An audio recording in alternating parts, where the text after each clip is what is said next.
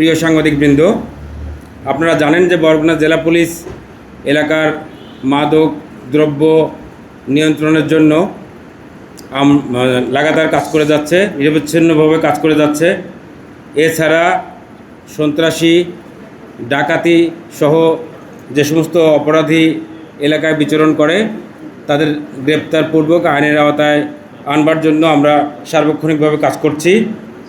আপনারা আরও জানেন যে বিগত 19শে আগস্ট বরগুনা জেলার তালতলী থানায় এলাকায় বিএনপিরই দুটি পক্ষ সমাবেশ ডাকে, অলমোস্ট একই স্থানে একই সময়।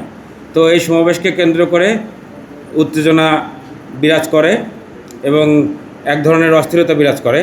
তো এই বিষয়টি আমরা আমলে নিই।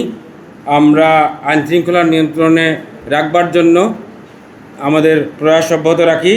আমরা সদর থেকে, পুলিশ লাইন থেকে অতিরিক্ত ফোর্স মোতায়েন করি, ডিবির পুরো টিম তালতলীতে মোতায়েন করি এবং তালতলীর যে পুলিশ ফোর্স ছিল তাদেরকেও আমরা ডিপ্লয় করি প্রপারলি। এর পাশাপাশি আমরা র্যাপিড অ্যাকশন ব্যাটালিয়ন র্যাবের ফোর্স নিয়ে আসি তালতলীতে।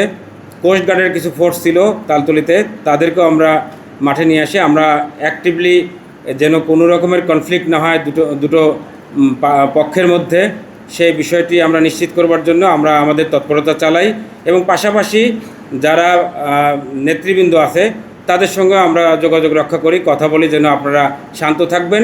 পলিটিক্যাল প্রোগ্রাম হবে কিন্তু সেটি যেন শান্তিপূর্ণভাবে হয়।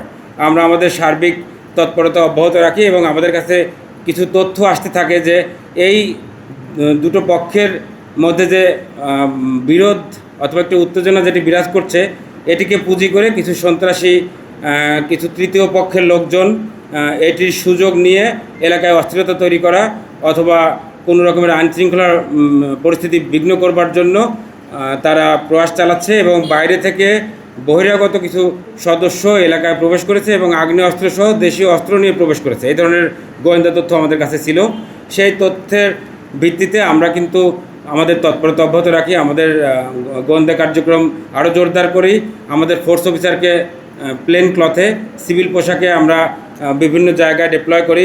পাবলিকের সঙ্গে আমরা তাদেরকে মিশিয়ে দিয়ে আমরা তথ্য সংগ্রহ করতে থাকি যেন এই সুযোগে, অর্থাৎ সরকার দলীয় যে দুটি পক্ষ, এই পক্ষের এই যে উত্তেজনা, এই উত্তেজনাকে কেন্দ্র করে যেন কোনো ধরনের অস্থিরতা তৈরি করতে না পারে বা কোনো ধরনের মারামারি অথবা আইনশৃঙ্খলা বিঘ্ন সৃষ্টি করতে পারে, এর ধরনের কোনো পরিস্থিতি যেন কেউ ঘটাতে না পারে, সেই বিষয়টি আমরা ব্যাপকভাবে আমাদের ইয়েতে রাখি, অবজারভেশনে রাখি এবং সেই প্রেক্ষিতে আমরা আমাদের কার্যক্রম করতে থাকি। তো এরকম যখন আমরা আমাদের গোয়েন্দা কার্যক্রম অব্যাহত রাখি আমার ডিএসবির মাধ্যমে, ডিবির মাধ্যমে, পাশাপাশি ডিজিএফআই, এনএসআই তারাও আমাদের সহযোগিতা করে, তারা আমাদের সঙ্গে মাঠে থাকেন এবং কাজ করেন। এইরকম একটি প্রেক্ষাপটে আমরা জানি যে আপনার ওই তালতলী থানাধীন একটি এলাকায় একজনের বাড়ি, অর্থাৎ আপনারা জানেন যে তালতলীর নিশ্চয়ই ইতিমধ্যে আপনারা জেনেছেন যে অভিযান পরিচালনা যখন আমরা করছিলাম বিভিন্ন জায়গায় টহল কার্যক্রম করছিলাম, এর মধ্যে আমাদের কাছে একটি তথ্য আসে যে একটি বাড়িতে কিছু লোকজন আছে যারা বহিরাগত এবং ওই লোকজনকে এলাকাবাসী ঘিরে রেখেছে বা তাদেরকে কর্ডন করে রেখেছে।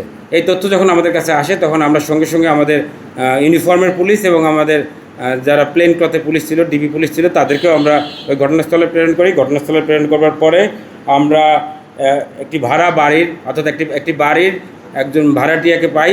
সেই ভাড়াটিয়ার সঙ্গে আরও কয়েকজন ছিলেন যারা এই এলাকার না, আমরা পরবর্তীতে কনফার্ম হই যে ম্যাক্সিমামই এলাকার বাইরের। তো তাদেরকে আমরা ওই জনগণের সহযোগিতায় আমরা তাদেরকে আটক করি। আটক করবার পরে তাদের ঘরে প্রবেশ করে তোশকের নিচে পলিথিনের মধ্যে একটি পিস্তল, যেটি আমার বাম পাশে টেবিলে রাখা আছে আপনারা দেখতে পাচ্ছেন, একটি বিদেশি পিস্তল আমরা উদ্ধার করতে সক্ষম হই এবং এই পিস্তলের সঙ্গে একটি ম্যাগজিন ছিল, ম্যাগজিন বলতে বোঝায় যেটির মধ্যে আপনার বুলেট রাখা হয়, ম্যাগজিন ছিল এবং 4 রাউন্ড তাজা বুলেটও আমরা উদ্ধার করি। তো উদ্ধার করবার সঙ্গে সঙ্গে আমরা 5 জনকে তাৎক্ষণিক জনগণের সহায়তায় গ্রেপ্তার করতে সমর্থ হই এবং আমরা আমাদের হেফাজতে তাদেরকে নিয়েছি। পরবর্তী আইনি যে কার্যক্রম সেইগুলি আমরা শেষ করে আমরা বিজ্ঞ আদালতে সোপর্দ করব। পরবর্তীতে তাদেরকে আমরা রিমান্ডে এনে ব্যাপক জিজ্ঞাসাবাদ করে যে তাদের কোনো মোটিভ আছে কি না, এই ধরনের যে পলিটিক্যাল যে ছিল প্রোগ্রাম ছিল, সেই প্রোগ্রামকে কেন্দ্র করে তাদেরকে কেউ হায়ার করেছে কিনা বা তারা কোন মোটিভে এই এলাকায় এসছে। আমি আপনাদের আরেকটি তথ্য দিই যে এই 5 জন যাদেরকে দেখতে পাচ্ছেন আমার বামে, তাদের মধ্যে 2 জন আপনার পটুয়াখালী জেলার কলাপাড়া থানার একটি ডাকাতি মামলা ছিল, সেই ডাকাতি মামলা তারা ডাকাতি করতে গিয়ে ধর্ষণও করেছে। ওই বাড়ির যে নারী যারা ছিলেন গৃহকর্মী তাকে ধর্ষণ করেছিল। এই যে আমার বাম পাশে যে গ্রেপ্তারকৃত সদস্য আছে তার মধ্যে 2 জন, একজনের নাম হচ্ছে লিমন, যার বাড়ি হচ্ছে তালতলি বরগুনা, আর আরেকজনের নাম হচ্ছে হৃদয় ওরফে কদ্দুস মোল্লা। এই 2 জন ওই মামলার আসামি, অর্থাৎ ওই যে ডাকাতি মামলা এবং ধর্ষণ মামলা যেটি কলাপাড়া থানায় রুজু হয়েছিল, ওই মামলায় যে সমস্ত আসামি গ্রেপ্তার হয়েছে তারা তাদের 164 ধারা যে স্বীকারোক্তি দিয়েছে, যে জবানবন্দি দিয়েছে, সেই জবানবন্দিতে এই 2 জনের নাম এসছে।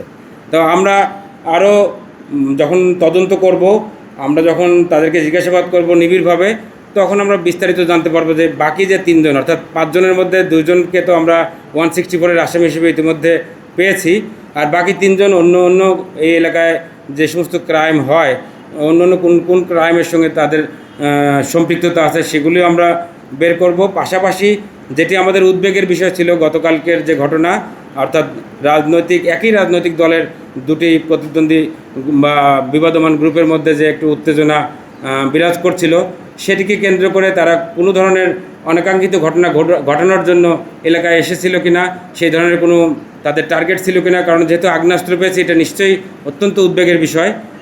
তো সেই বিষয়গুলি আমরা দেখব এবং এর সঙ্গে এর পেছনে যদি কেউ থেকে থাকে, মানে পর্দার আড়ালে যদি কেউ থেকে থাকে, তাদেরকেও আমরা আইনের আওতায় নিয়ে আসবো, তাদের নাম পরিচয় আমরা বের করব এবং পরবর্তীতে যেন এই ধরনের কর্মকাণ্ড না ঘটাতে পারে কেউ, সেই জন্য আমরা তৎপর থাকবো। এবং এলাকায় আপনারা জানেন যে ইতিমধ্যে আমাদের পুলিশি কার্যক্রম আরও জোরদার করেছি এবং এই ঘটনার পরে আমরা বিভিন্ন যে সমস্ত বাড়িতে বা যে সমস্ত স্থানে আমাদের ইনফরমেশন ছিল যে এই সমস্ত জায়গায় দেশীয় অস্ত্র বা আগ্নেয়াস্ত্র জড়ো করেছিল বা জড়ো করতে পারে, এই ধরনের তথ্য ছিল, সেই তথ্যের ভিত্তিতে আমরা আরও কয়েকটি জায়গায় অভিযান পরিচালনা করি।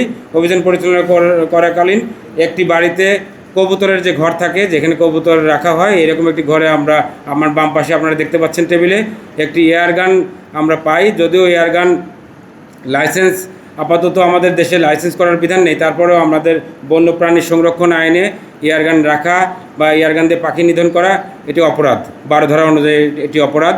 আমরা আপাতত এই এয়ারগানটা আমরা জব্দ করছি না, যেহেতু সম্পূর্ণভাবে এটিকে আগ্নেয়াস্ত্র বলা হয় না। আমরা জিডি মূল্যে জব্দ রেখে আমরা পরবর্তী যে আইনি প্রক্রিয়া আছে সেই আইনি প্রক্রিয়া সম্পন্ন করব। আর এই যে অপরাধী যারা অবৈধ বিদেশি আগ্নেয়াস্ত্র সহ গ্রেপ্তার হয়েছে, তাদের বিরুদ্ধে অস্ত্র আইন সহ অন্যান্য যে সমস্ত আইনি প্রক্রিয়া আছে সেই প্রক্রিয়া মোতাবেক আমরা ব্যবস্থা নেব।